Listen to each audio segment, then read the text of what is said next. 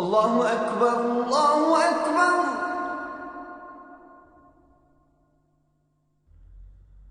الله أكبر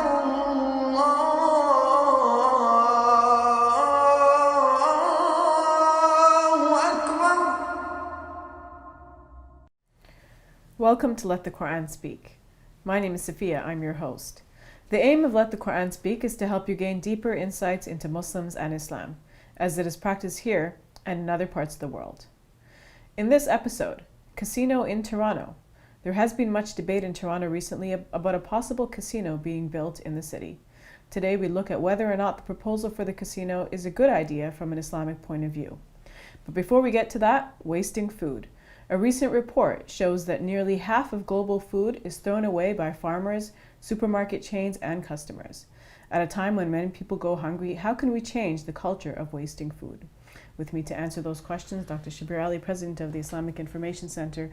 Dr. Shabir, welcome to Let the Quran Speak. Pleasure to be on. I'm not sure if you've read the report from the UK. It's a report by the UK Institution of Mechanical Engineers, and they found that roughly half of the 4 billion tons of food produced actually gets wasted, which is a staggering number.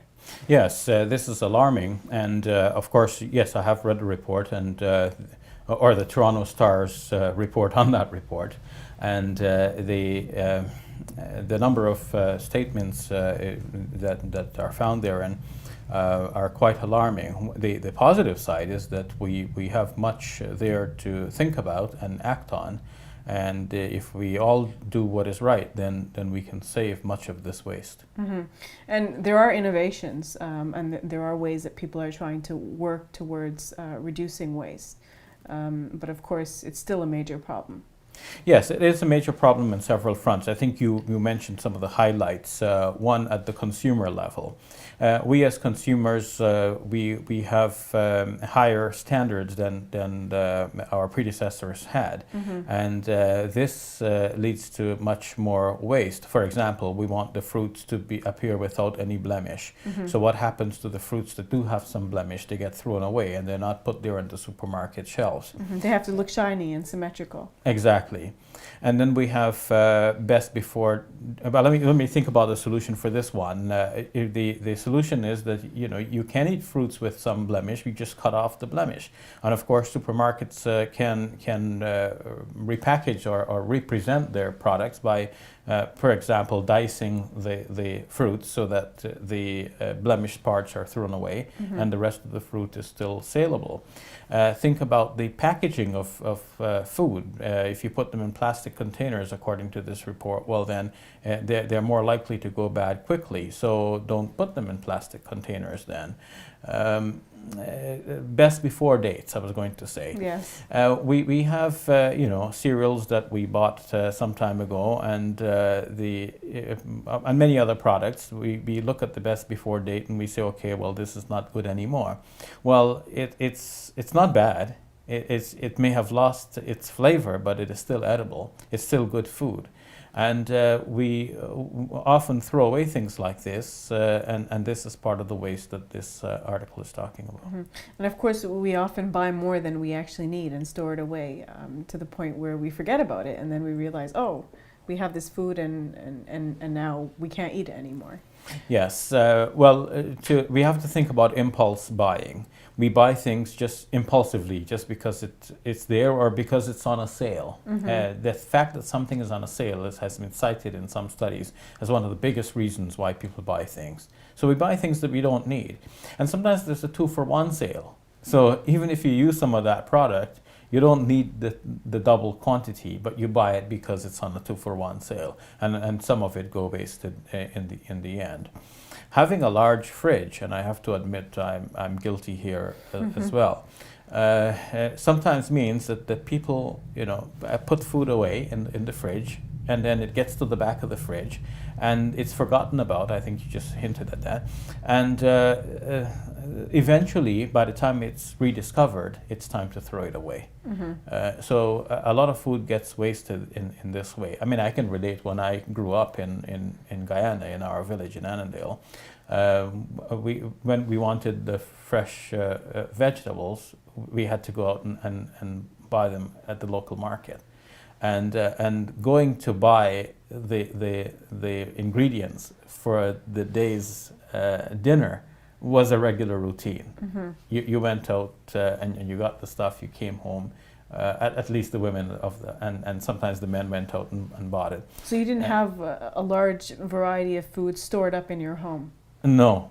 You cooked for that day, you ate it. Some might be left over and enjoyed in the morning, and the next day you cooked again with fresh ingredients just bought from the market. Well, I'm not saying that life has to be so simple and that we cannot advance, but our advancement should not make us lose sight of some basic needs of human beings, and the need to protect our food supply and to ration it, to ration it and distribute it, so that all of the world's population can enjoy the blessings of God in terms of food. This is important for us as well. So, so some might say, like, we live in a world or we live in an environment where food is very readily available to us. Why do we have to worry so much about wasting it? Well, food is not available to everyone in the same way, and while we're wasting it here, some people are starving elsewhere. And we have to look for ways to redistribute the food that is available, so that yes, we eat what we need, but we also make sure that others in other parts of the world have some to eat as well. I understand in Islam there's a principle that even if there's an abundance of something, one should just use as much as one needs to use. Yes, and this is illustrated aptly in a rule regarding making ablutions before prayer. It is noted that the Prophet, peace be upon him, said that even if you are making this ablution, you're washing your limbs from the water of a river, you still should be abstemious in what you use. So that should cultivate the spirit. Even though the whole river is in front of you, it makes no difference. You know, you're not going to lose the water. Still, you use what you need, and you don't go splashing about unnecessarily when you are engaged in this solemn act. So in general, in life, we use what we need from the environment around us, but what we do not overuse. And this is important when it comes to food. Often we have more food than is necessary, especially if we have guests over, because you have to appear well-to-do and self-sufficient. So you have to have a lot of food on hand, even though you know that at the end a lot of this is going to be wasted. Some Muslims have a very nice tradition that bring people together. You have a single platter of food, and everyone comes and shares in the same food. But sometimes the platter is piled high with a lot of rice, and people eat from the edges. Then I wonder what happens to the remainder in the middle there, that people have touched from all sides, but nobody seems to want to eat anymore. And of course, people have had their fill. This is what is left over. Does that get thrown away? We should think about the open buffet dinners and lunches, where you pay a fixed price and then you can eat all you want. Well, that's nice from the point of view of the consumer, that you pay the one price and you can go and enjoy yourself. But at the same time, you should wonder, because you go in there and once you've paid, you feel that you need to justify your price. So you tend to overeat, and that contributes to obesity. That's a separate problem. But sometimes people take more than they can actually eat, and so they end up throwing away. So whether we're eating at home or eating in a restaurant, why take more than you eat? You have a long experience in life. You have a sense of what you normally would eat, and of course take what is good and beneficial for you. So as Muslims, what responsibility do we have in terms of, I guess, social responsibilities, but also in terms of being custodians of the earth? Well, in terms of being custodians of the earth, we need to protect the resources that God has given us. And in terms of our social responsibility, the Quran enjoins upon us to be good to the poor and the needy. So we have to make sure that our fellow human beings are eating as well. We cannot sleep comfortably knowing that we have enjoyed our meals and others are starving in other parts of the world.